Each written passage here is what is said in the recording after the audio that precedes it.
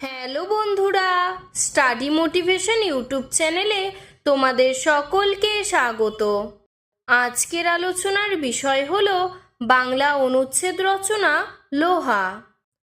বর্তমানে মানব সভ্যতার একটি প্রয়োজনীয় বস্তু লোহা।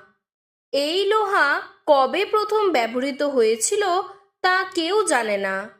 তবে মধ্য এশিয়ার হিটাইট নামে এক শ্রেণীর লোক প্রথম লোহার ব্যবহার করে।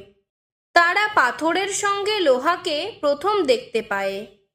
তা থেকে লোহাকে বের করে তা দিয়ে প্রথম অস্ত্র তৈরি করে।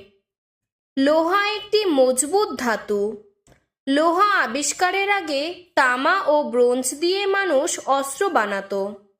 লোহার অস্ত্র হলো তামা ও ব্রোঞ্জের চেয়ে বেশি শক্ত এবং মজবুত। লোহার অস্ত্র দিয়ে মানুষ যুদ্ধ করে অনেক দেশ জয় করল। এরপর থেকে নানা দেশের লোক লোহা দিয়ে অস্ত্র বানাতে শিখল। এছাড়া চাষের কাজেও লোহা ব্যবহৃত হতে লাগলো। বর্তমান যুগ হলো লোহার যুগ।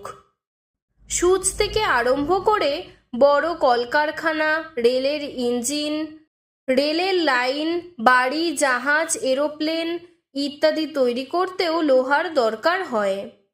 অস্ত্রশস্ত্র ও যানবাহন তৈরি করতেও লোহার ব্যবহার হয়।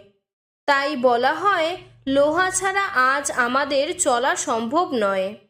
লোহা আজ সোনার চেয়েও প্রয়োজনীয় ধাতু। আজকের ভিডিওটি এতটুকুই। তোমাদের যদি আরও এরকম অন্য কোনো অনুচ্ছেদ রচনার প্রয়োজন হয় আমাকে কমেন্ট বক্সে জানাবে, আমি সাহায্য করার চেষ্টা করব। ধন্যবাদ।